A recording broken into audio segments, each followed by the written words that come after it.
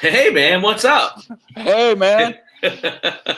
I I just bragged about how good I get things shared, and I totally didn't get one thing shared the whole time we were in countdown. I always joke, it's hilarious. We were talking just before we came on air about like the 30-second countdown and how it let you get to all these different platforms and stuff. I told Randall, I don't even try anymore because I joke I can't get to them. So he's like, I get to 3 or 4. Anyway, Yeah, I'll tell you, salute here in Tournament Town, USA. yes, We got a absolutely, lot going on here in Indianapolis. dude. You're the signal. You are the center of the basketball universe, and I don't know if you saw. We're Tuesday night. We're coming back with Robbie and Raj, and hopefully you can join us to reset our picks on Sweet 16. And Raj from River City Media is held it to be embedded at the tournament. Is going to be doing live updates available on your page, available on my page. We're going to have a guy there live, point the camera at the floor, and show us what's going on. So I was really excited to get that news. That's awesome. I'll tell you, I was, the Mountaineers play here in town tomorrow night at 10. I'll share some thoughts about that in a little bit, but I went back and forth on whether or not to go. I have a vaccine shot here in 2 weeks, and Randall, I've waited a year. I just couldn't bring myself to go, but I'll tell you right now, I took tomorrow and I took Monday off. Nice. And I have nothing planned but to watch Perfect. all these games. I don't want to miss a minute of any of these games. I am. I'm working tomorrow, just because I had to cut out. We had some bad weather locally, and I had to miss some work. But I'm planning on taking off of just a little early. Don't anybody that's watching don't rat me out. But I plan on getting out of there pretty early, and I told my daughter, as you know, I got a 10-year-old daughter. I told her, whatever she wanted, food wise, would go stock up in the refrigerator, and she could have the house to cosplay. She could have my podcasting set up to take to her room to make TikToks. Just Daddy would be busy. Yeah. So now it's going to be great, and I'll tell you, being here in Indianapolis, I just got to take a second. I had some great pizza tonight, Randall. I know on some of your other shows and stuff, you talk about food often. The Missing Brick is the name of this joint, and if you're here in Indianapolis, you're downtown, maybe you're up north, make sure and hit up the Missing Brick. They make really good pizzas. I had a pepperoni and sausage pizza tonight that was amazing. Sometimes a place just sounds good by the name. It's one of those things that people are coming in from out of town, going to see your team. There's going to be a lot of great games, but make sure you hit up. Don't go to Red Lobster or something like that. Hit up some of the local restaurants because there's a lot of good food here. That's one of my favorite things to do when I'm out of town is go to locally owned restaurants. And having spent a lot of time in Indy back when my boy Peyton was a Colt, there's a lot of good places up there to eat. Yeah. A couple of great barbecue places I remember. Yeah. No, there's definitely a lot of great places here. There's a place, Ale Emporium, we always go to that. If you're up on, like I said, the north side of the city, definitely worth it to go up and see our friends at Ale Emporium. So, but anyway, we're not here to talk about food. We could. We're definitely both qualified, right? Yeah, I'm a 300-pound guy, man. But I got all my shares done too while we were doing that. Let's talk about, let's focus in on these games, Randall. Absolutely. Let's do it. So the other angle, right? That's what we're called. We didn't really do that. The other angle with Chappy and RC, Thursday nights at 10. I just felt, we did a great Selection Sunday show last Sunday live on the air. Really had a good time with you and Robbie and Raj doing the predictions and the breakdowns of the bracket. We kind of talked big picture about who we thought was going to the Final Four. We're going to bring it in closer tonight, right? We're going to talk about who's going to get through this first weekend. Because we're going to sit here next Thursday, and there's going to be a whole different set of players. There's going to be teams there that we don't expect. There's teams that we expect to be there that's going to be gone. And then you almost, at the Sweet 16, you almost have to do another handicapping. So you get through this weekend, you got a shot. So yeah, it definitely resets. Yeah, there'll be a double-digit seed there next Thursday. I don't know who it'll be, but I promise you there'll be one there. And that's what we're going to talk about. I'll tell you, one of my brackets, I have 2 double-digit seeds playing each other in the second round. Not to mention a name from the ESP place. Him and I have the same double-digit seeds, Jay Billis, playing in the second round. So I felt good that at least Jay Billis thought the way I did. So I don't know if I brag about that, but anyway, I don't know either. Without further ado, let's talk. We can go in depth or we can skim over as much. We have a lot to talk about. So some of these games will go a little bit more in depth. Yep. Some of them we'll kind of skim over a little bit, right? We'll start here at the beginning. Of course, okay. Let's start with the number 1 overall seed. Of course, we're out west. We're talking about Gonzaga, and we're talking about who won tonight. Who won the game tonight? I was on there. I should know. I know Texas Southern won. I don't know who won this game. I think App State. I think actually that was a later game. I think App State was up big. Listen, we don't need to draw on about that. Gonzaga's a 98% favorite in ESPN. Do you feel like there's any way the number 1 overall seed gets beat here? No, and it's Norfolk. You had it. It's up big. Norfolk's up big. Okay. Sorry, I just had a flip. Sorry. Yeah, no, I don't see that either team could compete with Gonzaga. They're just so deep. 3 NBA players. Yeah. The next game's interesting. Right off the bat, Oklahoma and Missouri. Harmon is a really good player. He is. I really like this Oklahoma team. And Chappy, we always talk about arcs of team. I think we've got different arcs here. I think we've got an Oklahoma team rising and a Missouri team that's kind of fallen off. So I went with and I did multiple brackets, so I may not be the same in every bracket, but sure. I clearly felt like Oklahoma was the better team here. I feel like Oklahoma's a better team too. But again, I think it's important not to downplay Davion Harmon being out with COVID. No, it's not. And Missouri arguably beat the 3rd best team, in my opinion, in the whole tournament early in the year. They took it to Illinois, and I mean, they're a good basketball team. They're athletic. Yes. And they play good in stretches. Yes. And Konzo Martin is an defensive genius. Yeah, he's a really good coach. Yeah, we had him at Tennessee, let him squirrel away. So, trust me, I understand. So, I got to tell you, I was a big advocate of Oklahoma early on. The news of Harmon being out concerns me a little bit. It does, and rightfully so. I still think Reeves is the best player on the court. I believe you're correct. I'm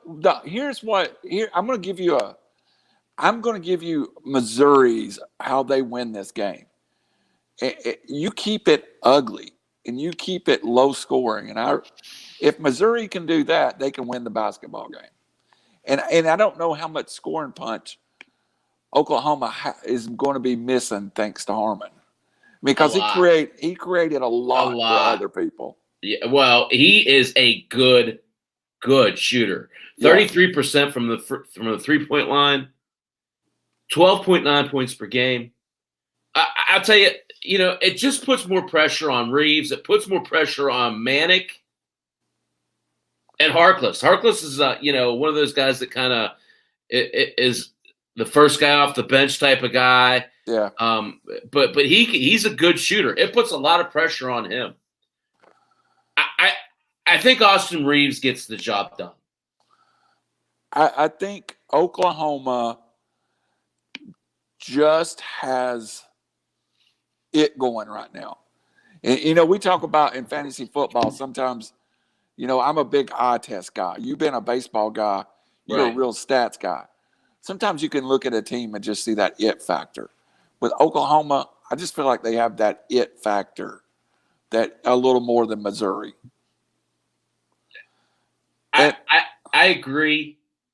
The thing that I think goes, you mentioned something that I disagree with earlier, Randall. What's that? So, and again, I'll always take it back to perspective when they played West Virginia.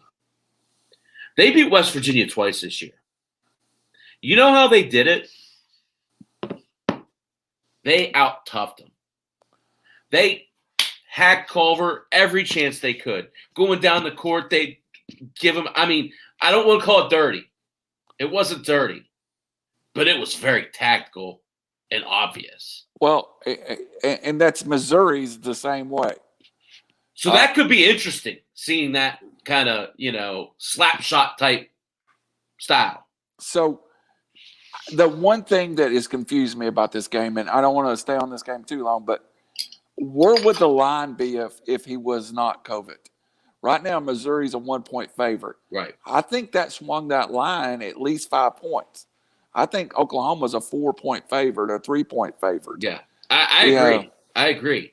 And, rightfully so, because if you look at it, the offense kind of runs through him.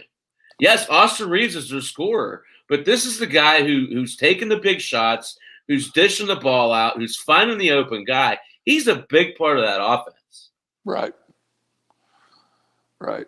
And I'll go this far. If something crazy happens and they get out of this weekend, watch out for Oklahoma.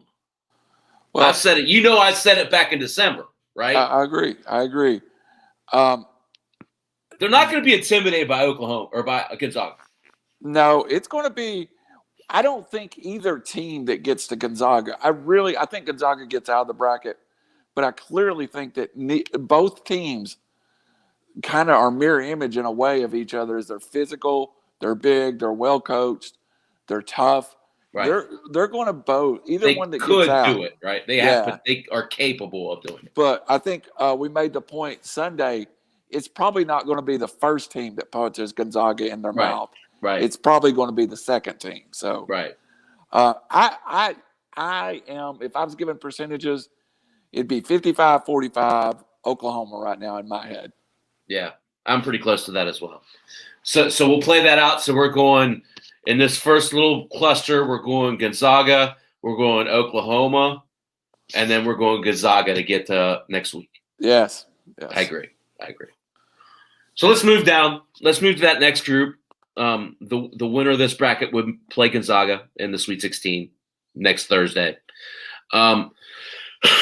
First team, your boys, UC Santa Barbara. I really think this bracket, this section of the bracket, has a good chance to break because UC Santa Barbara is a good team and Ohio's a good team. Yeah. And I don't know if you're necessarily getting the best Virginia and Creighton teams right now. Right. So this is where I picked the bracket to bust. And I had both for and folks, I'm not telling you to do this. Don't go put your money in on what I'm saying here. But this is what I'm doing personally. I am sprinkling a little money on both UNC Santa Barbara and Ohio on the money line. And just trying to catch a lightning there. I think one of those two teams win. I don't know that both of them can win, but I definitely think they're for a 12 and 13 seeds. they're two of the better 12 and 13 seed in the tournament. It certainly seems as though the selection committee set this up quite purposefully. It does.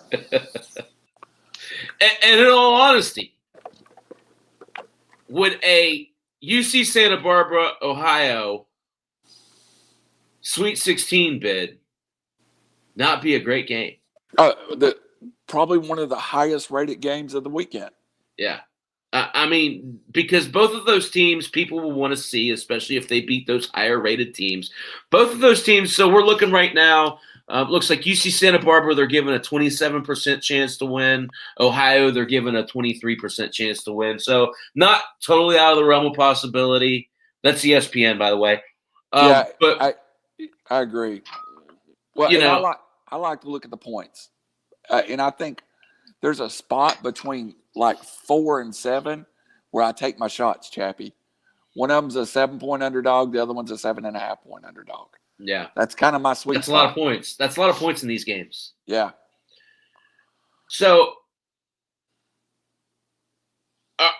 is that what we're calling? Are we calling 2 upsets? Are you calling 2 upsets? I believe if as a show we should call 1 upset, 1 net win. But yeah. My bracket with my buddies Raj and Robbie in our little fantasy football league that we all play, I have UC Santa Barbara playing Ohio. And when you're doing your bracket, if you can find a spot like that, and if that does hold, Chappy, I guarantee you I'm gonna be in the money in those. You differentiate, right? Yeah, I'm hugely differential. Yeah. And if it doesn't break, but I've lost one little section, but unless Virginia goes to the Final Four, then then you're kind of dead. You're dead.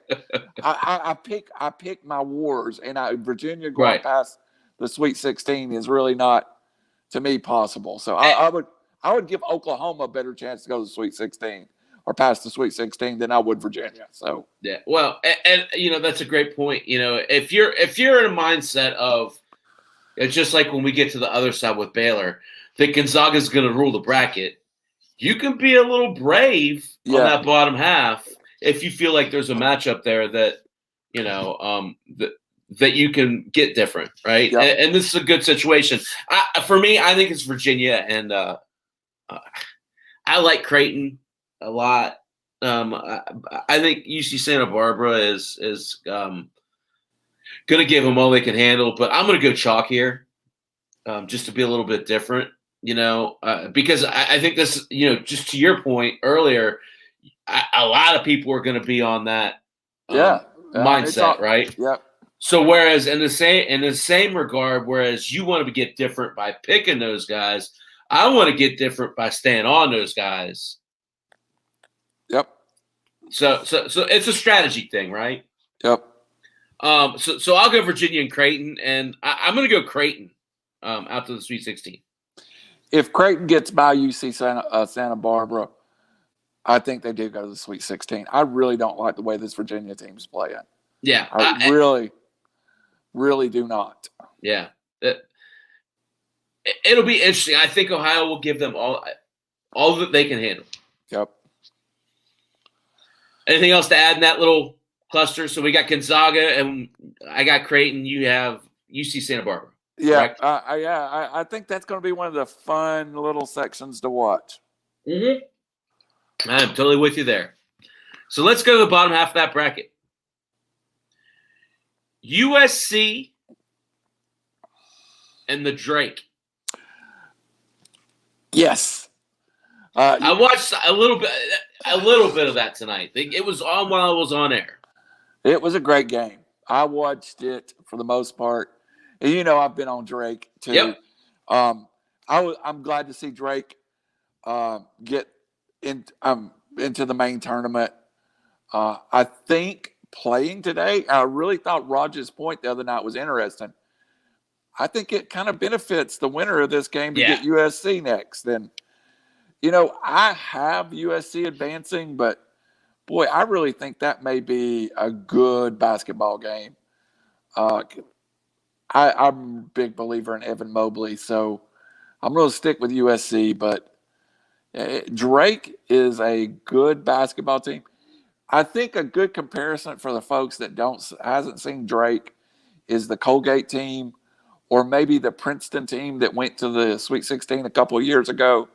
They Princeton did a different offense, but they're similar kind of kids, under-recruited kids, but kids that play hard, tough kids. And Drake went on a spree at one point mid-season. They covered like 14 straight lines. I mean, if I should have just kept betting on Drake, rolling it. We could have a radio station of our own. So great lead in.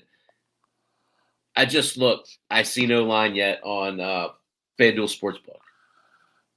What's the line on the Drake USC game? Let me grab that. I'm on 80% chance USC wins according to ESPN. Let me see if they've got one here. Just quick scan here. I do not see it posted. Yeah. Oh, there. Yes, it's up. It's oh wow. Again, I talked about my sweet spot around 7 points. Drake's going to get 6.5. And that's a lot of points, isn't it? That is. And you know what I like even better in that? 144.5 total. I think both of these teams can score. So I really like the that. over. I like the over in that game, if anything. Okay, you heard it here first. Drake and the over, right? Drake and the over. That's my call. USC advances. Okay. Tell me if I'm not covering every base there. Yeah. No, I think USC wins. I agree with you. I don't know about the over, but I think Drake covers. I think it's a close game. I love that game. Yeah. That's a game. I promise you, if you call the Cunningham residents during that game, we will not be available. So the other part of that, Eastern Washington and Kansas. We don't have to spend much time here, do we? No, and I think Kansas righted the ship. I really like the way Kansas are playing right now. Yeah, and it's good that they'll be at full strength. McCormick is a difference maker, especially the second half of the year. Absolutely. The one thing that you kind of have to watch out for with Kansas is if they don't make their shots, they become a little bit one-dimensional. They do. But I don't think we have to worry about that here. No. And Kansas would be the one or two basketball teams I would call the most improved since January. I agree. So we're collectively at Kansas and USC. Yes. Who do we like there? I like Kansas. I really, again, I think Kansas is a dangerous team. I think Kansas gets a bad draw farther out into the tournament, but I think it's a Sweet 16 for Kansas. Yeah, I agree.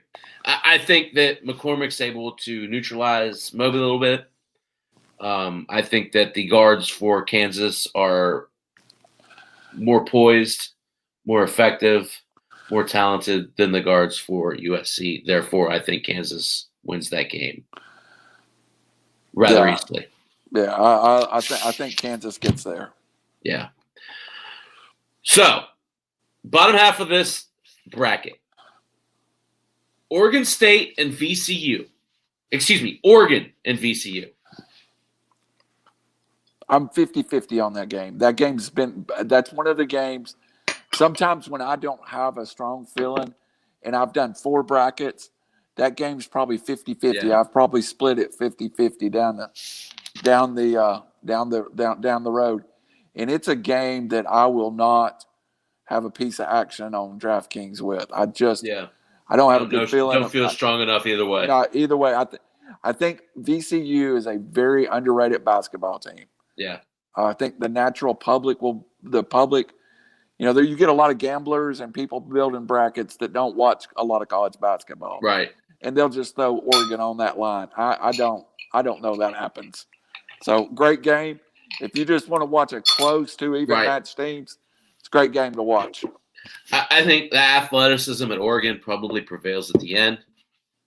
But I agree with you. They're evenly matched teams. I guess the bigger question at hand, Randall, do you see either one of them getting past Iowa?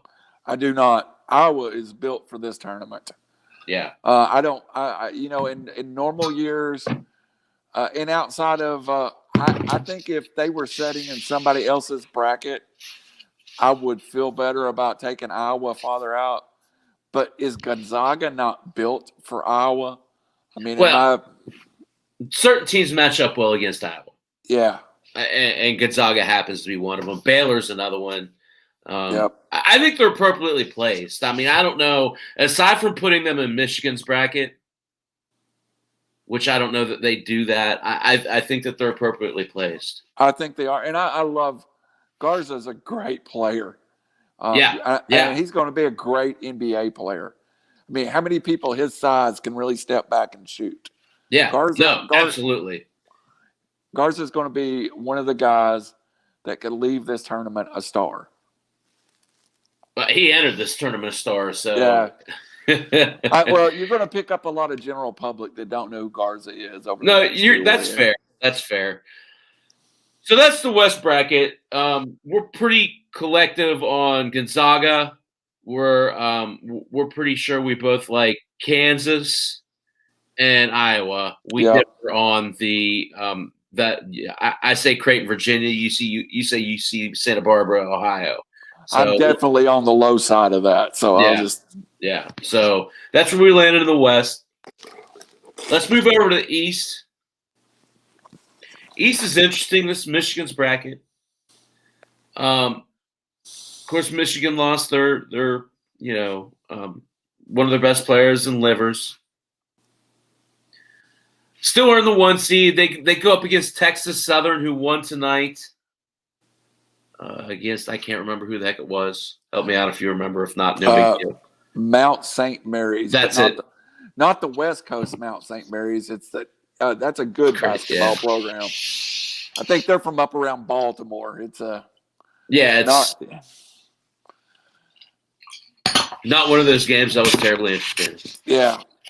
So the bigger question at hand, I think we're both going to pick Michigan there.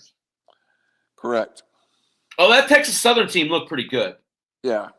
They had a good little team. They're fairly athletic, but I don't think Michigan struggles with them. LSU and St. Bonaventure. What I mean, if this isn't a knock 'em down, drag 'em out match, I don't know what is. What are your thoughts on this game, Randall? It's truly a pick 'em. I like LSU's basketball team. I think if you go back and look at the SEC preview that I put out before the tournament, we still don't know 100% what LSU is. Right. One thing we do know about LSU is they're coming out of the SEC, a big time conference, as the best scoring team in the SEC. Now, what we know about St. Bonnie's is a team that's really been on a roll, who plays very disciplined basketball. And I don't care. You tell me there's 5 big conferences, fine. If you want to live with that, they come out of the 6th big conference in my head. So they have played it. They have earned it. And I really think the winner of this game has got a shot at Michigan next round. Yeah, I agree. Now, who is it? I have went more St. Bonnie's than I have LSU. Really? That's surprising. Yeah, I don't know. I hate to say, as a sports fan, as an SEC guy sitting here with my Tennessee shirt on, I've seen LSU 5 times, and I cannot tell you who LSU is. And I know they're one thing. They are Will Wade, who I had some chance a few years ago to spend some time with when he was coaching locally at Tennessee Chattanooga, is a very good coach. Disregardless of the NCAA trouble he got into, Will Wade will have LSU prepared. The reason I'm picking St. Bonnie's is I probably didn't pick them in every bracket. I watched a little bit of St. Bonnie's late in the year, and I really like the way this team plays. And I really like St. Bonnie's guards. I think they can give LSU all they want on the front court. Interesting. I like LSU here. I agree with you. I think it's going to be a close matchup. I think that LSU is just going to be a bit more battle tested. I feel like playing in the SEC is going to be able to, it's a little bit tougher competition. Yeah, I feel like the SEC's been underrated all year long. I saw a couple of guys at the big places saying that 4 SEC teams get to the Sweet 16. It's not that I don't think LSU's a good program. I mean, if I was rating programs, you went down and you would find these two within a group of 4 with each other. Going into this tournament, I think they're appropriately seeded, and I think there are what a 8-9 matchup should be. So I'm gonna put your fingers on the stove here. Who comes out of this 4-pack? Michigan, LSU, or St. Bonaventure?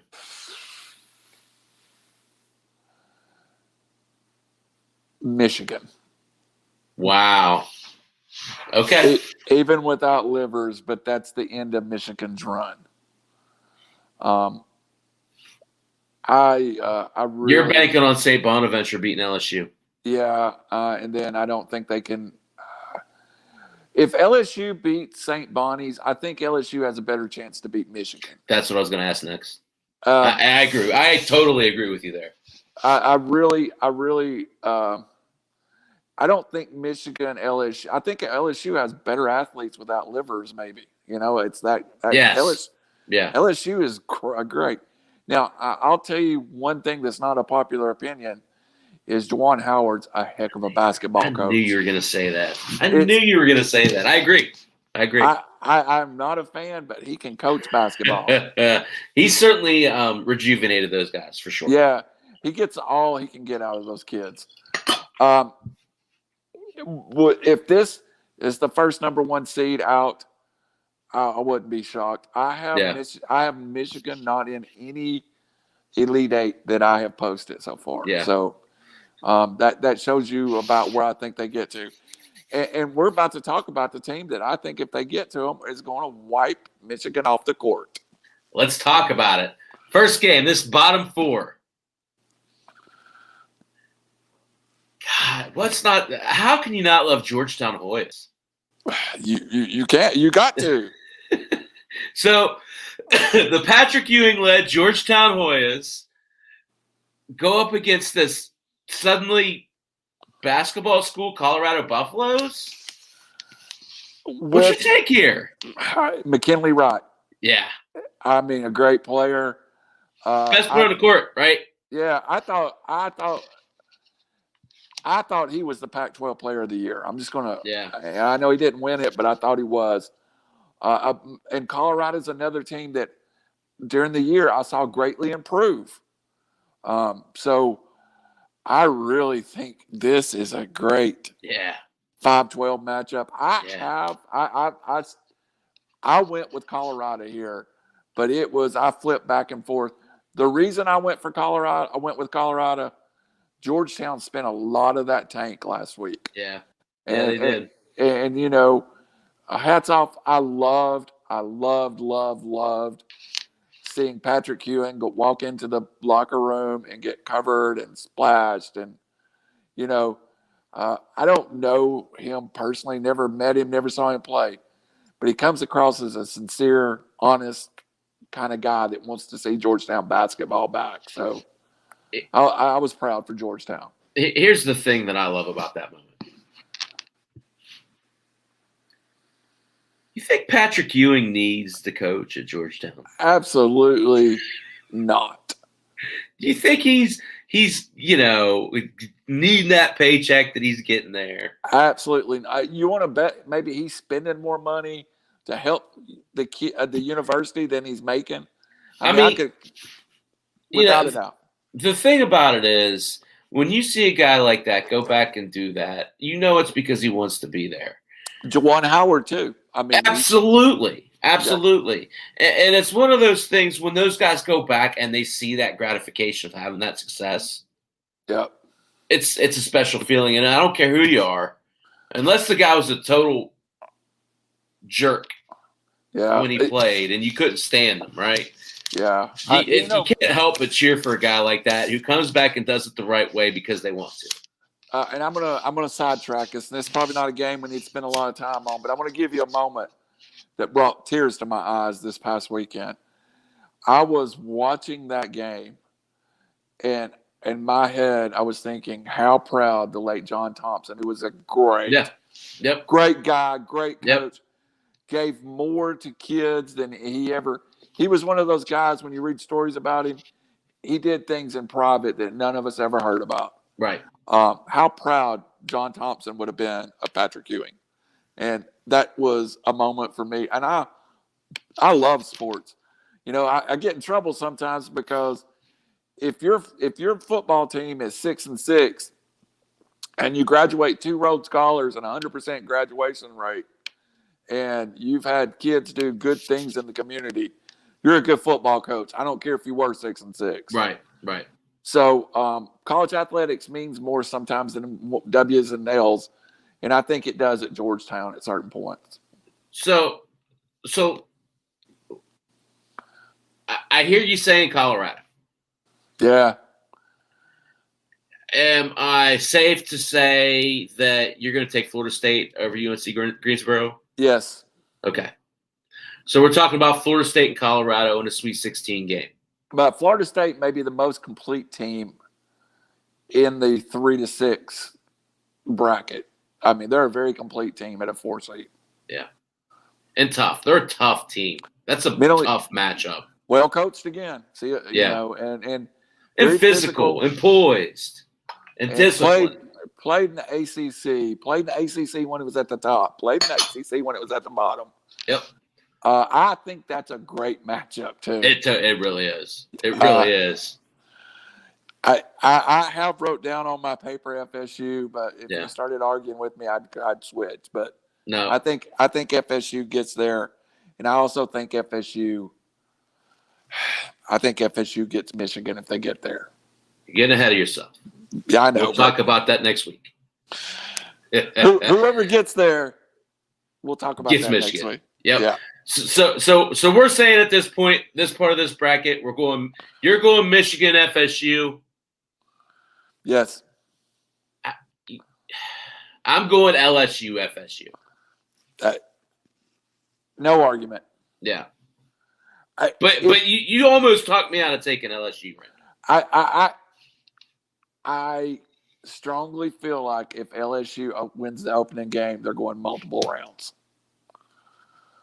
And I don't know if the folks listening out there understands that, but if they win the opening round, they're going at least 3 rounds. Yeah. I don't see a scenario where LSU it's momentum, right? Yeah. So I just turned around because the next game here, it looks like, if I saw it correctly, Michigan State's up 19-15 on UCLA. Yeah. We're talking about BYU versus the winner of this Michigan State, UCLA game. Yeah. And BYU is I think I did a good job identifying mid-majors I really like. I don't know if BYU's a mid-major when they're in the same conference as the number 1 team in the country, but I really like BYU. Yeah. I really don't like them playing the 2 teams that they're playing. I really don't think the tournament done BYU a favor. Not at all. But UCLA and Michigan State. I think BYU kind of got. I'm going to go ahead and say it. We don't even have to talk about it. I'm picking whoever wins this game to beat BYU. I agree. Who is it? I think it's Michigan State. I agree. And I, for me, you're talking about a scenario where you probably have 2 schools that are recruiting a little bit better talent than BYU. Yeah. We'll just say it, BYU, you have to do missions, you have to do all this extracurricular things that make it tougher to bring people in. That's pros and cons because you have the extra camaraderie, but also, you're going to exclude yourself from certain players. Absolutely. And I will happily be wrong if BYU wins this game, though. Yeah. Yeah. No, I think it's Michigan State. I feel like they're playing good basketball right now. And I feel like they beat BYU as well. Yeah, I really I just don't like the situation that BYU's setting. It's a bad draw. It's a bad draw, plain and simple. Yeah. So I think we're both going to say Texas. 92% win probability. Yep. Texas versus, we're saying Michigan State. Yes. What are we thinking here? Texas, Michigan State. I think Texas gets to the Sweet 16, and we won't get there. But I really think that one of these teams in the lower bracket of the East is going to the Final Four. Yeah. So I like Texas. I like Texas, but you being the Big 12 guy, I'll defer. But I really thought Texas and Shaka Smart got on a nice little roll late in the year. They're tough, man. They're tough and they're playing well. They got three guards that kind of like a lot like West Virginia that they're able to pick each other's slack up. Right. I like them a lot in this draw, and even a little further out. We'll talk about that as we go along. Let's finish up this side of the bracket though quickly, because we're going to spend and I'm fine with spending our entire time talking about basketball. I have no problem doing that. It's that time of year, right? Yep. Oh, before we jump off, I do like FSU laying the 11.5. I really like FSU in that opening round to run. Oh, okay. Good point. What else? What was it?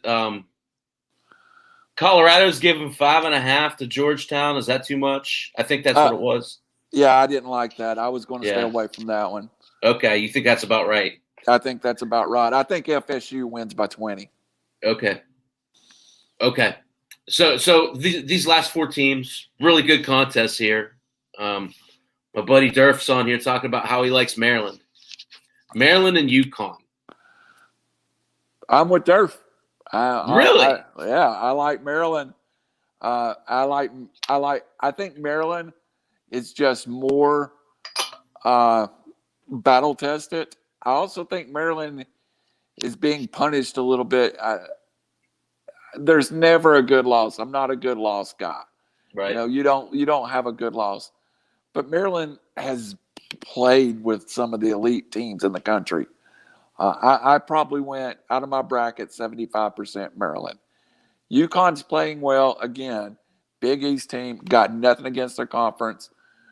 I just like this spot for Maryland. Interesting. I don't. I totally disagree. I love James Bouknight. You want to talk about lottery talent type of players? Yes. They've lost, I think, 3 games all year with him in the starting lineup. I look for them to, people forget they're a blue blood. Absolutely. And but so's Maryland. That's the funny thing. Fair. That's a fair point. I think when it comes down to it, UConn's in a really good situation to maybe make a really deep run in this tournament. But we'll probably differ in the next round. Yeah, I know, so we won't be – so we're different. Yeah, we're different there, and that's fine. That's what makes this fun. We're both on Alabama there in the first round, correct? I hate Alabama, but love them. Right. Yeah. Yeah. Definitely a tough team. So let's talk quickly about. So you're saying Maryland and Alabama? Yes. Want to break that down? Yeah, I think Alabama is the. I have been the most naysayer of Alabama, and now I'm the biggest believer. Alabama plays incredible defense. Herb Jones is the first player to average under 15 points in a game in like 3 decades to win the SEC Player of the Year because he is just a shut-down defender. And he can defend about 2 or 3 spots on the floor.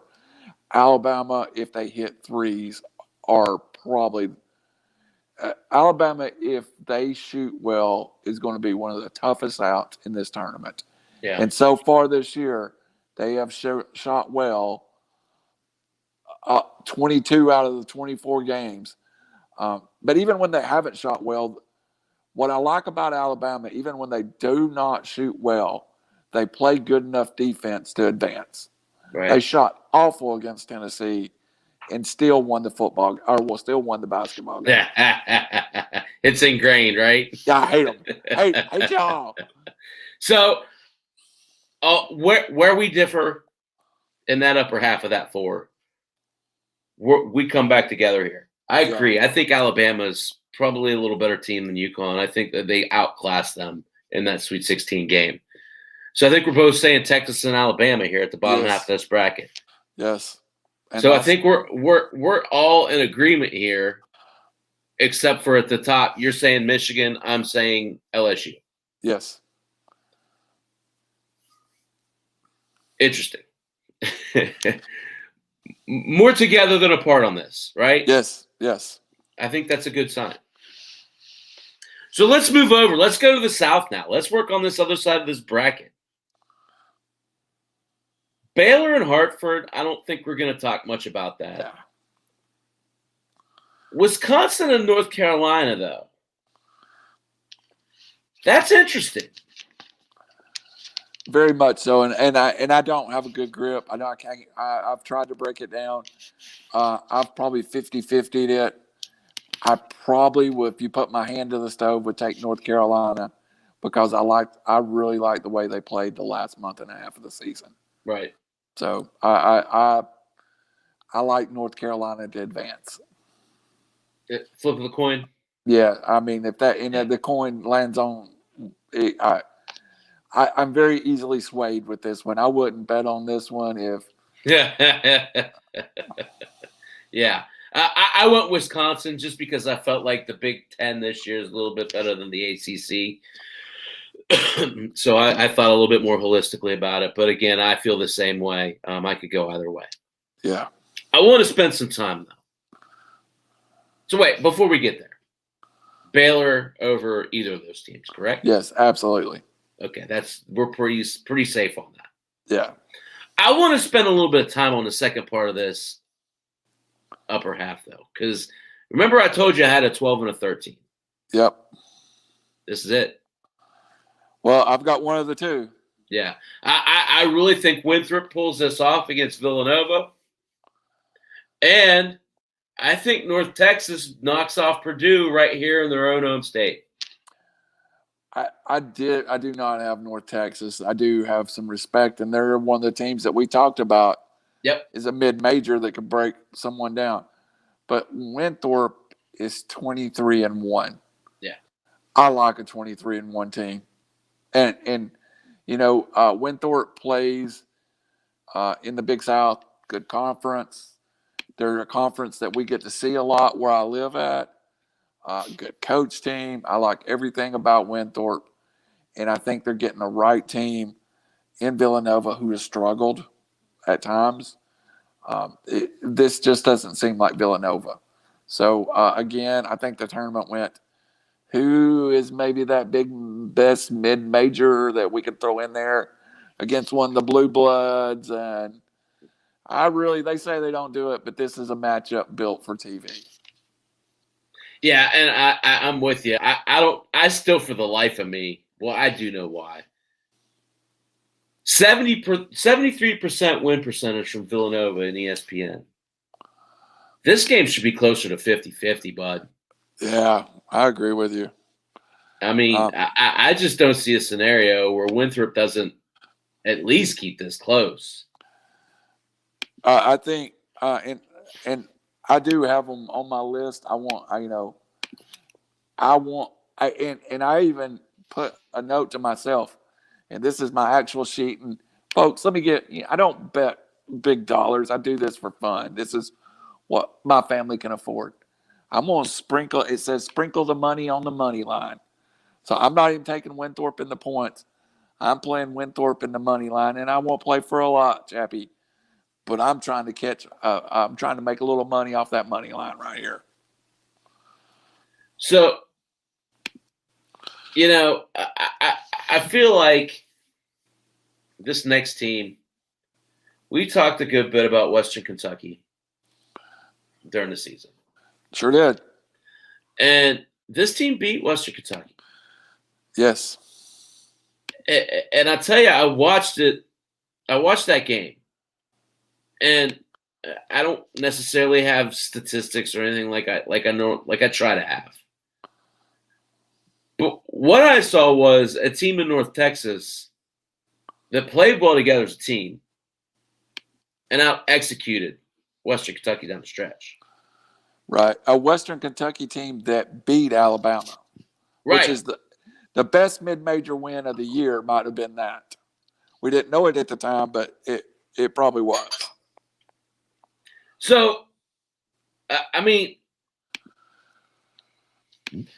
I guess part of this is me trying to sell my Girl Scout cookies as the Big Ten's overrated. and that's just like when we get down here in this next bracket, and I told you this on Sunday, you know who I'm going to pick in this next game? Yes, yes. I'm trying to be fair. I don't think Purdue's that good of a team this year. I feel like they're getting by just on their name and the fact that they play in the Big Ten. So I'm fairly confidently going North Texas here. I don't have it, but don't believe I don't. I'll put it this way, and this is a bad comparison. I hate when people do it. If the team that they beat was sitting there, I would probably be with you. So, yeah, if Western Kentucky was there, I would probably be like, yeah, Chappy, I'm with you. Yeah. They are, and they had a really bad stretch. North Texas did, where and that conference played home and home, or home 2 games back to back. Right. And I think that really hurt teams. Like they lost to UAB twice. Games are on the 6th and the 5th at UAB. Right. They played 2 times at Marshall, 2 times at Western Kentucky, 2 times at Southern Miss. I really think their record is a little bit misleading from the fact that they did play all those home and homes. And they did have some bad draws on the road. I mean, if you're going to UAB and losing, you're not a bad basketball team. Right. I just feel like, I guess the other part of it is I come from is that's a better basketball conference than is given credit for. Yes. So it is. Well, I mean, it's Old Dominion, who's normally a pretty good basketball school. Southern Miss, who's normally a pretty good basketball school. Rice puts teams together. And God knows that, UAB has had great runs in the tournament. They have also, North Texas played Loyola. So they've went and played whoever would play them. So credit to that. They played West Virginia early in the year. They were tough, man. Lost by 12, but ain't nobody going to Morgantown to play basketball. Or you? Right. They just don't do it. And if I remember correctly, they picked that up. That was the game that they picked up as an afterthought when someone else backed out. North Texas is a school that it's kind of like Ole Miss Southern Miss back in the day. They'll play anybody anywhere. So give them credit for that. Yeah. So I like this team. And I tell you, this is the fun part, right? Because this is where we talked about. This is where we talked about on the other side with Gonzaga. You can get creative here. So you have Winthrop and Purdue. I have Winthrop and North Texas. I get to pick a Cinderella to go to the Sweet 16. Yeah. You have a choice to make. Yeah. If Purdue and Winthrop sitting on the line, I'm going to end up picking them Winthrop. Mm-hmm. I have Winthrop to the Sweet 16 in my bracket. So that's where I am too. I think they're the more established team of those two. And in all honesty, the other reason why I fell on this was I was going to pick Winthrop out anyway. True. I thought Winthrop was going to be better than Purdue. Therefore, the Purdue North Texas, it made me think about the Purdue North Texas game a little bit differently. Yeah.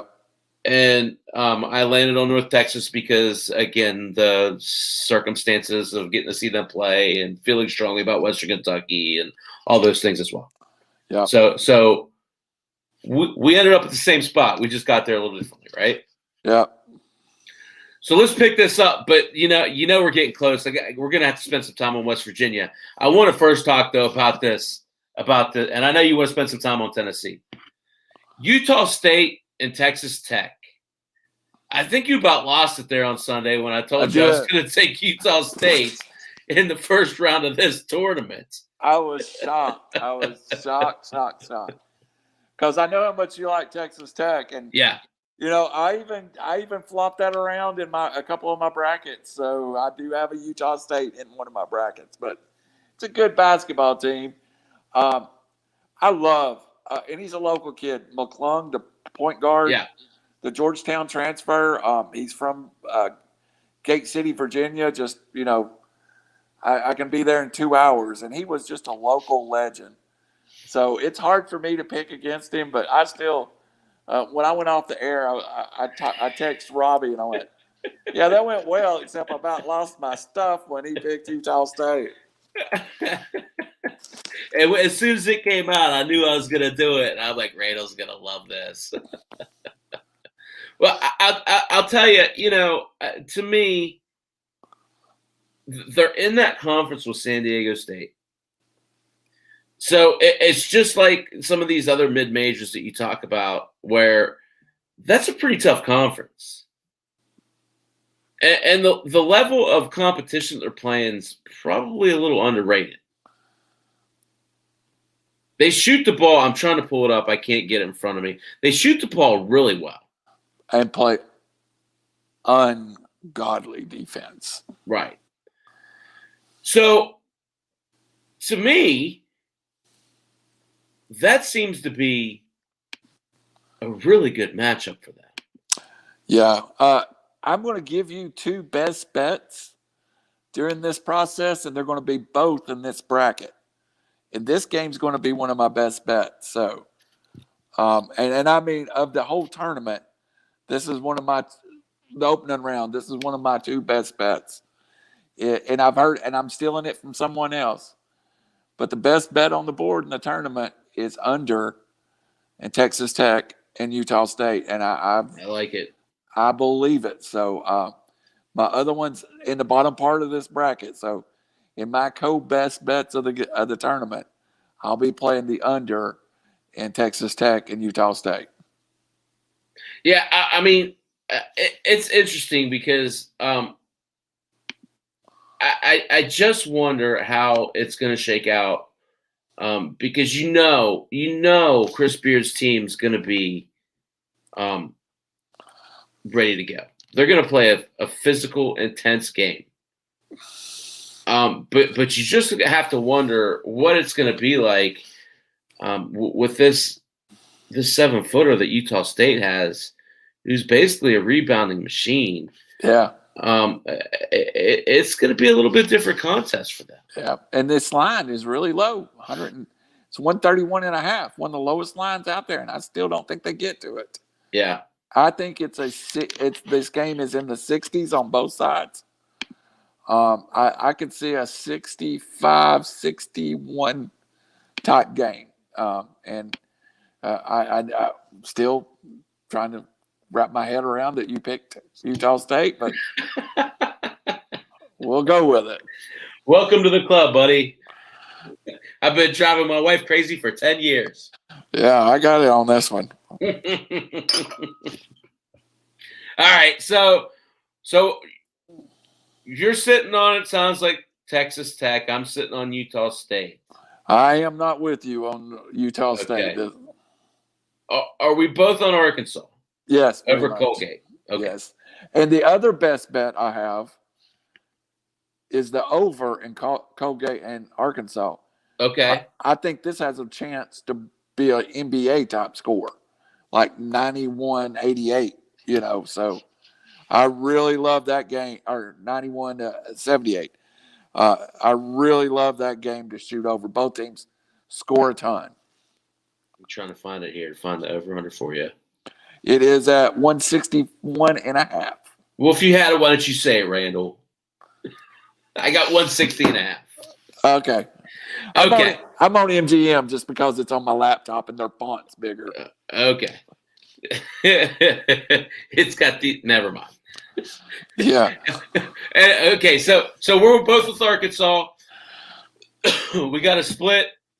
Are we taking Arkansas or are you taking Texas Tech? Arkansas. You're taking Arkansas. Yeah. I'm taking Arkansas. Yeah. So the last part of this bracket, let's do it quickly. Yep. Probably Ohio State, right? Yeah. Yeah. Florida, Texas, or Virginia Tech. You don't see much of a split there. I actually like Virginia Tech to beat Florida, but I mean it could go either way. You're a little biased. Yeah, I hate Florida too. Yep. So you're taking Ohio State to run that bracket. Yeah, absolutely. All the way out. So we're at Ohio State, we're at Arkansas. Yep. We're at Winthrop, and we're at Baylor. We're consensus on that one. Yep. Awesome. That's a first. Yep. So let's finish this sucker out, man. We said we do this in 45 minutes. We're at an hour. Yep. But it's been fun and it's been informative. Let's cut through the white tape. Illinois. All the way out to the Sweet 16. Loyola, Georgia Tech. Best game of the day. Georgia Tech's all ACC player is out. There is no way they can beat Loyola without him. So yeah, changes things. I talked about them pretty extensively on Sunday. Yeah, Moses Wright changes everything being out. I think Georgia Tech still wins that game. Yeah, they could. That's the last game. Yeah. Whereas they had a chance with Wright playing against Illinois. I wasn't going to pick them, RC, but I thought that would have been a heck of a lot better. I think Georgia Tech wins. I think Illinois wins that. Yep. Tennessee, Oregon State.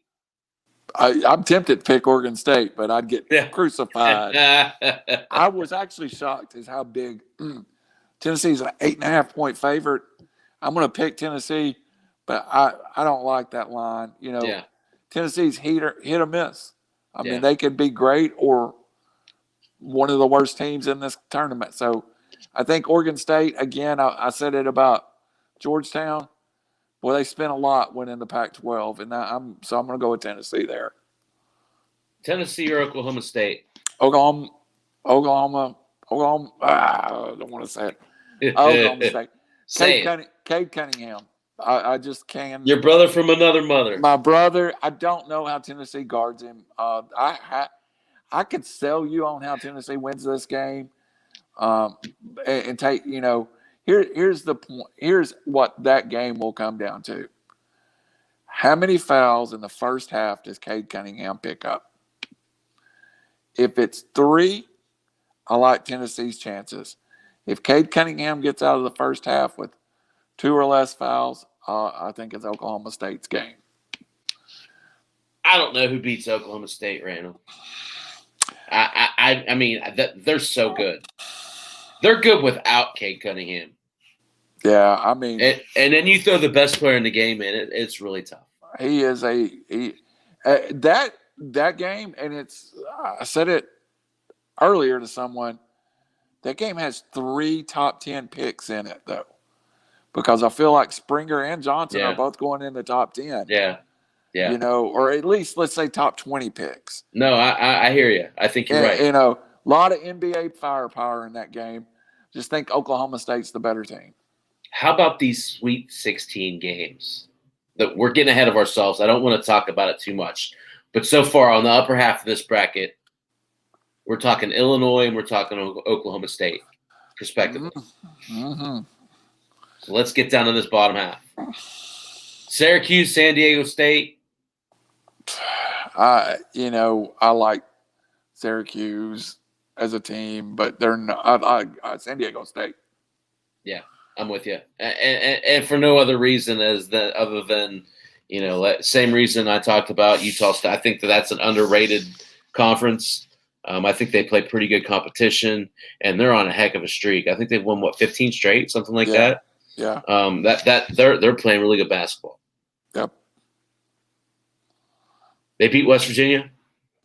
No, I have West Virginia to the Sweet 16. Yeah. Okay.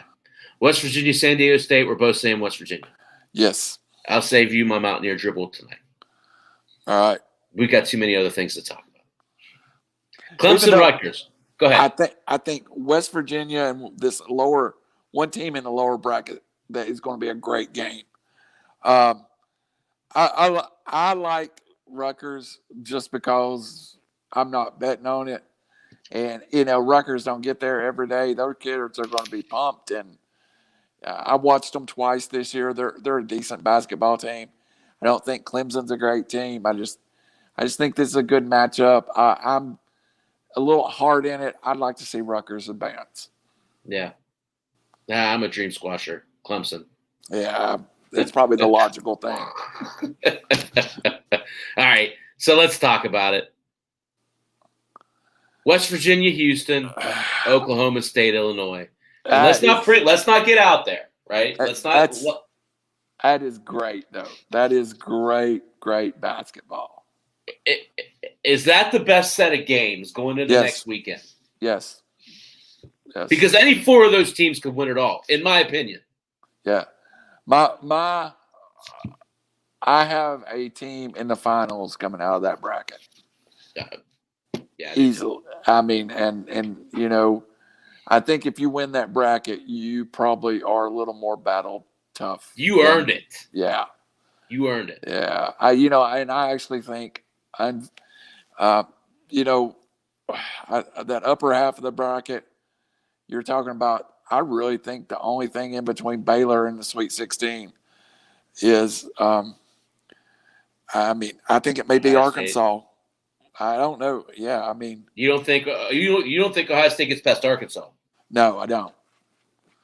I go back and forth. That's one I go back and forth on, buddy. Yeah, that's going to be a good game. It is, and I think that it's going to be a situation where they both wear each other out. Yeah, and I think Baylor. Contrasting styles, right? Yeah, very much so. And I think Baylor's got probably one of the easier walks to the Elite Eight. If this thing, listen, and I don't want to get ahead of myself, if this thing isn't Gonzaga and Baylor, I'll be shocked. Yeah. They're clearly the two best teams. Yep. And they've both been given good draws. Yep. And I still like, if somebody's going to get them, it's going to be whoever wins that Midwest bracket. And I don't know who it's going to be, but that Midwest bracket team is going to be dangerous. To me, the Illinois bracket is the most competitive. I agree. It's the most wide open. Well, sorry, it's the most competitive. The East is the most wide open. Yes. Yes. Because if you told me Colorado went to the Final Four, I wouldn't be shocked. No, and I'm not sure. I don't have 3 different teams going to the Final Four out of the East. Well, and that's what I was kind of getting. If you told me UConn went to the Final Four, I wouldn't be shocked. No, Texas. Exactly. Alabama. Exactly. And I'm sorry, I think Rich was on there talking about Michigan. The team that I'd be shocked if they made it to the Final Four would be the Michigan Wolverines. And this is no offense against the Michigan Wolverines. It just delivers means that much to that team. Yeah, it's just like Villanova. If you told me Villanova went to the Final Four, I'd be shocked. Yeah. I definitely think the committee awarded Alabama by being the second, being the totally. They were definitely number 5 overall. Yeah, I think you can see that in that division. Yeah, I mean, yeah, and more power to them. But they didn't do them any favors with the 3 and 4 seed. Nope. no. Because if you look at the 3 seeds across the board, Texas is tough. Yeah. And I know I put West Virginia in that bracket too. I wouldn't want to play Texas. I wouldn't want to play Florida State, to your point earlier. Whoever gets out of there is going to earn it. Yep. I just there's more. Let me say this correctly. 1 through 16, I think there are more good basketball teams in the East than any bracket. I think 1 through 4, the best teams are in the Midwest. Yeah. But 1 through 16, I like the East. I think that's fair. I mean, St. Bonnie's is a 9 in the East. And I'm telling you, St. Bonnie's is a legit top 25 type basketball team to me. Yeah. Let's go farther than that. Michigan State or UCLA is going to be the 11. Yeah. I mean. Yeah. So, yeah. They had to play their way in. Yep. That's crazy. What a crazy bracket. What a great time of year, right? It is. It is. I'm excited. I think this weekend will show us a lot. And I think somebody we gave no chance to is going to win 2 basketball games. And we'll be sitting here going, we didn't see that coming. Yep. So we'll reset this next week and we'll do the same exercise. Yeah, absolutely. I think this is fun and I think this is productive. I think it gives the people some mindset as to what you need to be thinking about when you go into your bets. You might not agree with what we're saying. Maybe you see something that we say and we're like, you are absolutely wrong. I believe completely opposite. Maybe you go and put the house down on it and you win. But I feel like there's good logic behind where we're getting with a lot of these games. A volunteer who loves the Tide. You know, it's hard to say that. Let me clear that one up. I love the Alabama basketball team. I love the state of Alabama. I lived in the state of Alabama for 10 years. Going to retire in the state of Alabama. There is nothing in Tuscaloosa, Alabama that I love other than how the basketball team's playing in the tournament. Thank you, and I will be back for 2 drink minimum. So, I tell you, it's interesting. Mountaineers, just parting thoughts as we move on. Mountaineers get the late game tomorrow night at Lucas Oil. Like I said earlier, went back and forth on whether I wanted to go or not. Tickets aren't bad. You can get decent tickets for like $130. But ultimately it came down to the fact that I can eat pizza and I can sit on the recliner and hang out with the dogs. And if I have too much to drink, I don't have to worry about finding a way home and finding some dummy who's behind me yelling, trying to entice me into a fight. It didn't make sense for me to go. Like I said, I've been safe for a year. I had my vaccine in 2 weeks. I'm good. I've been waiting, Randall, for 8 years for one of my teams to come to Indianapolis. I had a chance to go to Chappy, and it's a beautiful drive from here to Indianapolis. And I'm sitting in between vaccine 1 and 2. Right. And having made it that far, I just didn't. I didn't. Yeah. I mean, I'm getting my second shot on the 4th. I've missed. I did not attend a Tennessee football game for the first time since 1979. Let that sink into your head. Same here. I mean, it hadn't been that long, but it's been the 80s for me. And no Falcons game. So if I felt like Tennessee could make a run in this tournament, I might have been swayed the other way, but I just decided that for me and my family, it's the right decision. I am glad they're letting folks in, though.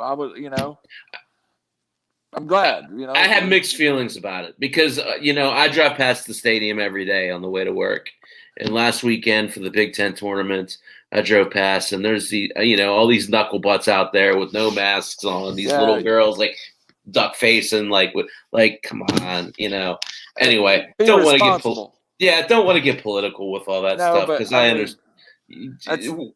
That's exactly why I can't go until I am vaccinated. Absolutely, I'm with you.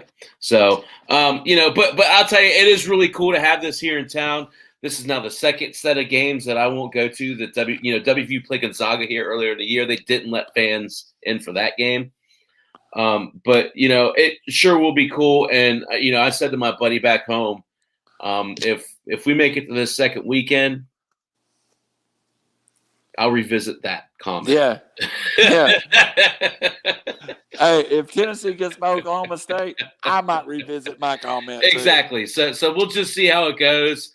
I'll kind of put the stash in the back pocket until next weekend, and just enjoy the games here at home. So I will say this again, Chappy, and we'll get around to a little baseball. We got time for any baseball, but this is the best weekend in sports all year long. Oh, absolutely. I'll tell you, we don't have time for a whole lot of baseball, but I do want to talk about closers. Yeah, I wanted to ask you something, Chappy. Let me just throw this at you in a different way. I had a different form, but I'm struggling with closers. I've been in a couple of drafts with yous, and I don't know who I trust as a closer. Right. So, right. Who do you trust? Who do you trust to be a 25 win or 25 save closer? I don't want to talk about holds. Right. Saves. Yeah, and that's the thing. So, I'm like you. I've done most of my drafts. I have one draft left. I'm not a big rotisserie guy, right? So the difference between rotisserie and like what we play, a categories type game, a head-to-head categories type game, you're basically accumulating stats all year long.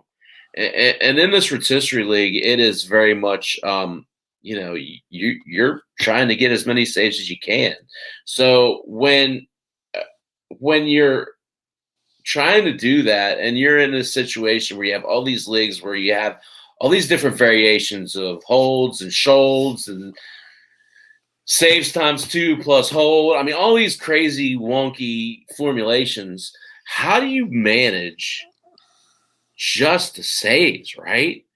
It makes it a little bit more difficult. So what I like to do is, first off, there's 5 guys that I trust that can get saves. And that fourth or fifth guy, really, there's variance to, right? So who am I talking about?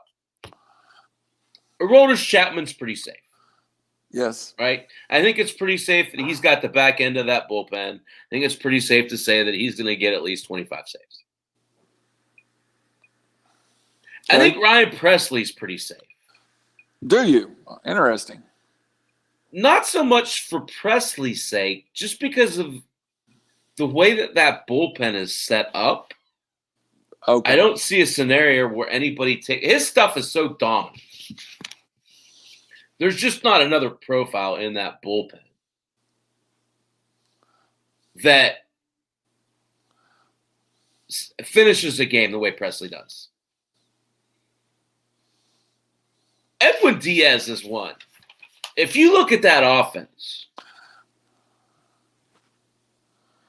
it's a little risky. But you're talking about a guy, the Mets could win a ton of games. Absolutely.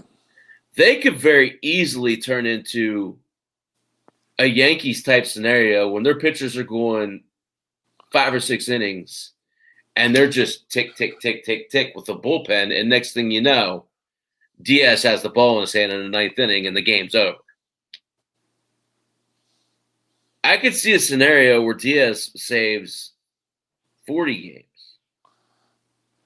And just like with Presley, I don't see a scenario where anybody else in that back end slots that need the way he does.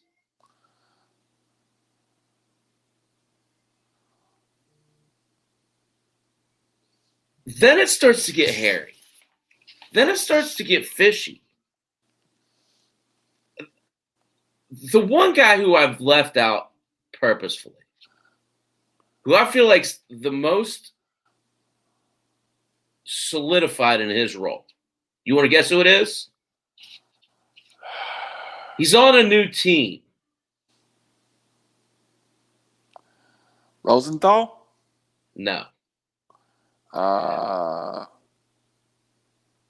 trying to think about who changed teams. Not Malonica. Shoot me. I'm coming up blank. How about Liam Hendricks? Oh, interesting. They have Aaron Bummer, who's a really good pitcher. They have Garrett Crochet, who's a really good pitcher.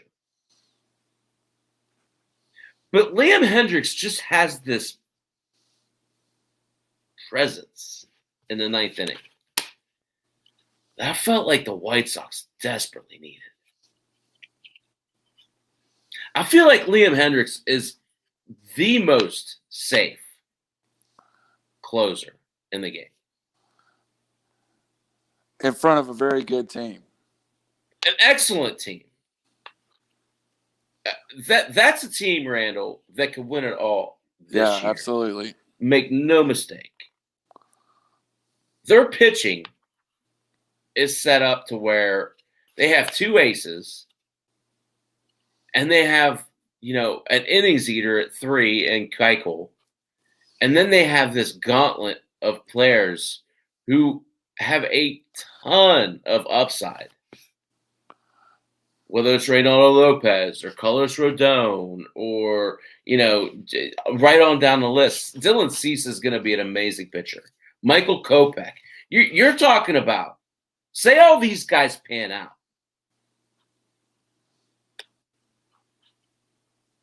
Maybe the deepest starting staff in the American League. It's a great staff. I really like the White Sox going into the year. Yeah. And you could see it in the fantasy drafts how loaded that team is. Right. When you were having 6 players off the board in the first 6 rounds, 4 in the third, fourth round area, They have 2 aces. I talked about that at 8 o'clock with Giolito and Lynn. Those 2 are going to be able to feed off each other. And then they have a really good number 3 in Keuchel, who's just going to, he's going to eat innings. He's going to keep you in games. It's just a really good setup to then come back with, having a couple good young arms. Right. And some guys in Lopez and Rodon who they're not old by any stretch of the imagination. Rodon was the number 1 overall pick. They're in a really good spot. The one guy you didn't mention that kind of surprises me, and I started to when we talked earlier. What's your forecast for Kirby Yates? I mean, because that's a team I expect to make leaps too. So that's a good point, and I did. The reason I like Yates is, and I like and I dislike Yates because of this. What's behind him? Right? What's setting him up? Jordan Romano right now is the 8th inning guy. That doesn't do a whole lot for me. Now, I'll give you a name. You see this. Alek Manoah. The Blue Jays love this guy. He was a first-round pick 2 years ago. Big guy. He's 6'8", 250, 260. Hard thrower. He's got 3 pitches. He is on the fast track to the major leagues. They're talking about calling him up sometime shortly after Super 2. Everybody's assuming they're going to call him up and put him in the rotation. If it's me, I put him right in that 8th inning.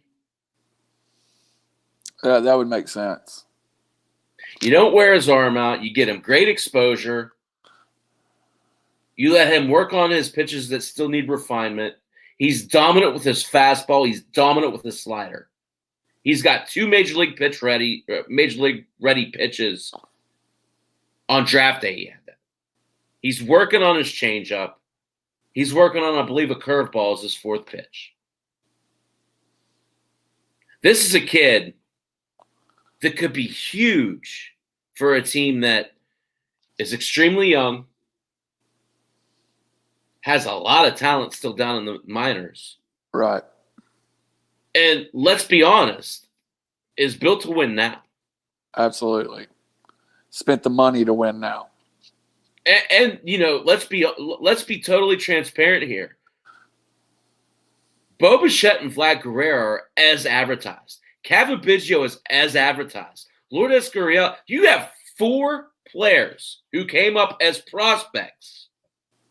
Every single one of them are going to be superstars. How often does that happen? Not often.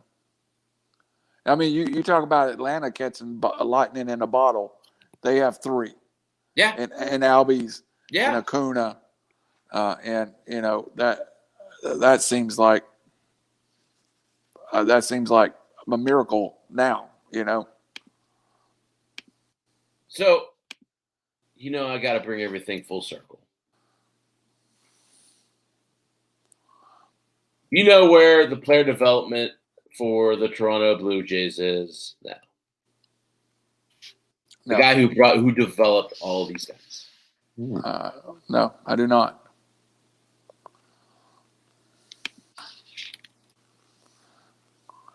Hold on. It's the Pirates. I might be wrong on this because I didn't look it up, but I know it because I've looked it up in the past. I think it's Ben Cherington. Right. Well, developed all of these young players, drafted these players, developed these players, turned them into the players they are now. With the Pirates. And then you look at Double and Triple A and see what the Pirates have in the pipeline. Oh, it's amazing. The Pirates fans still want to dog them, and I understand why. I'm a Cubs fan, so I'm pretty neutral on it.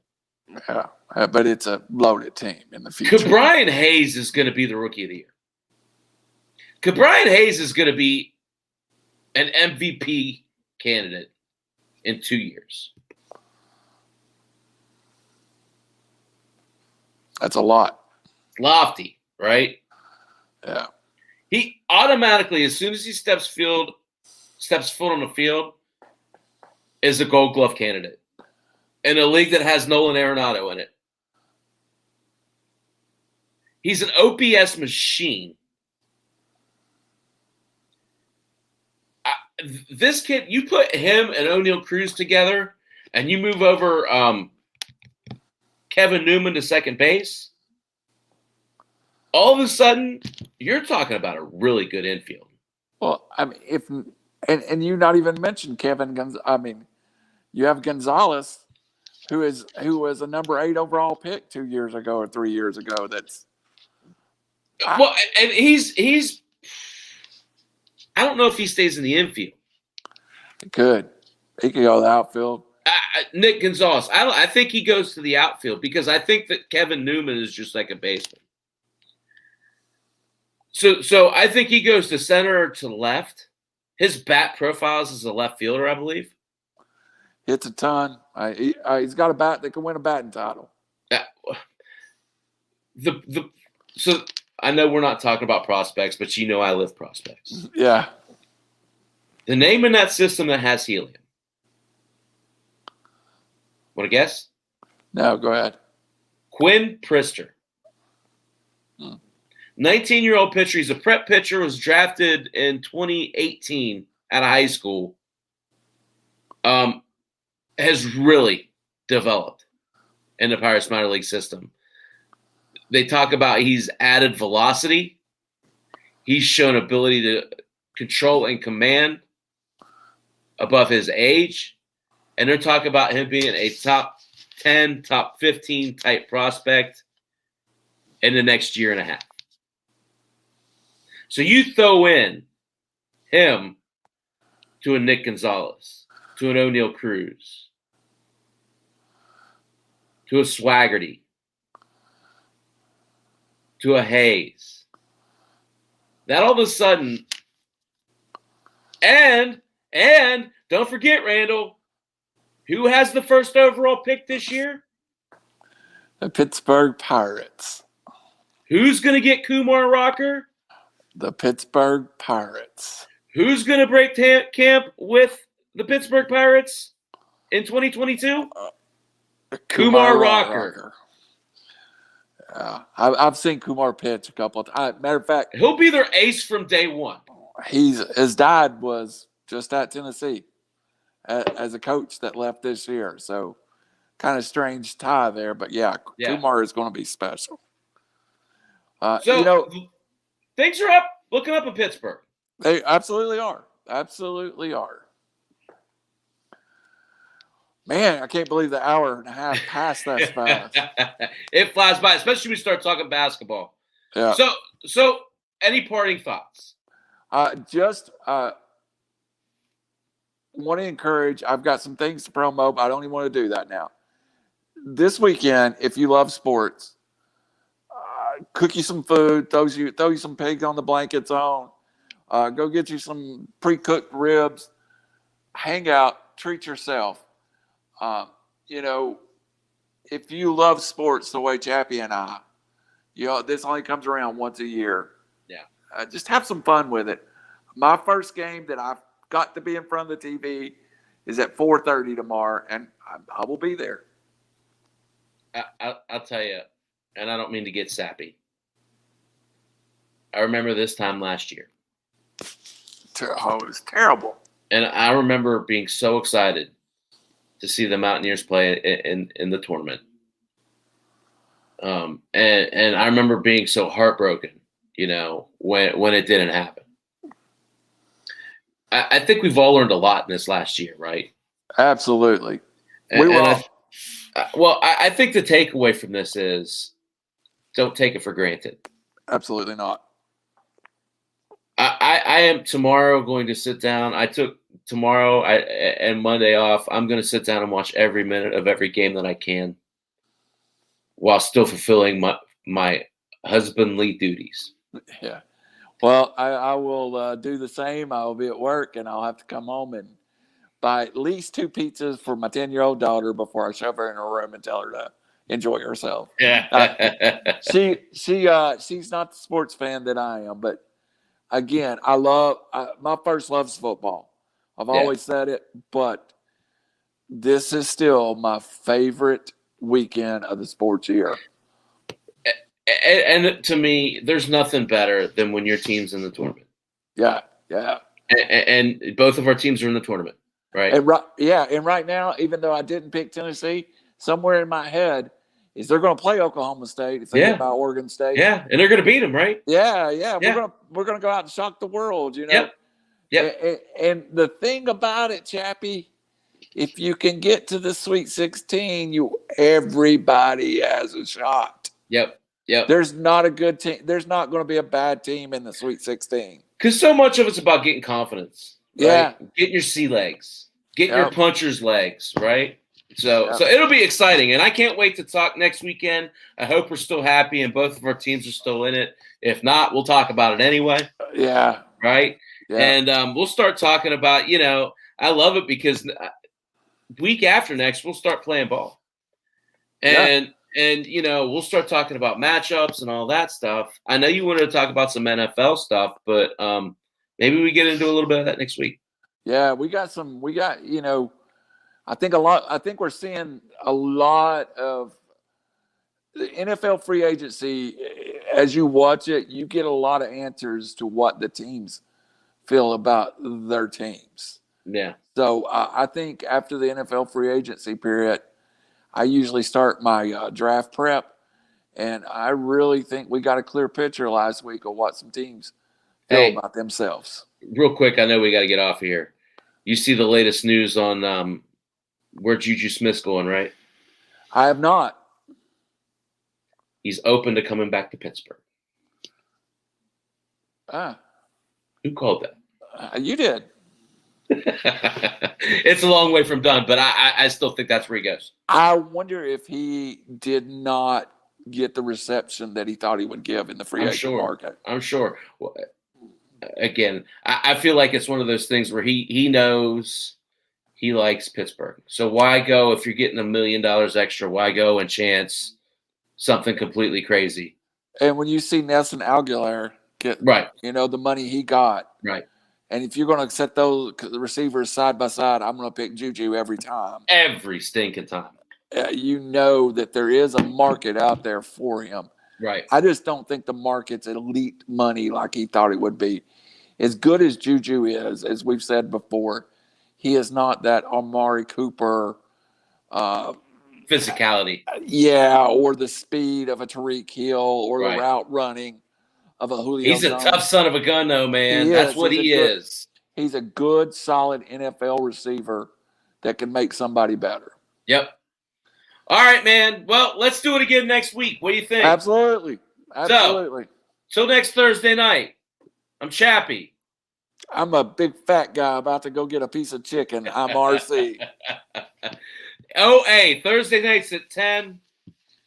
Draft for Upside, iLogic Media. River City, what is River City? What? River City Media. River City Media.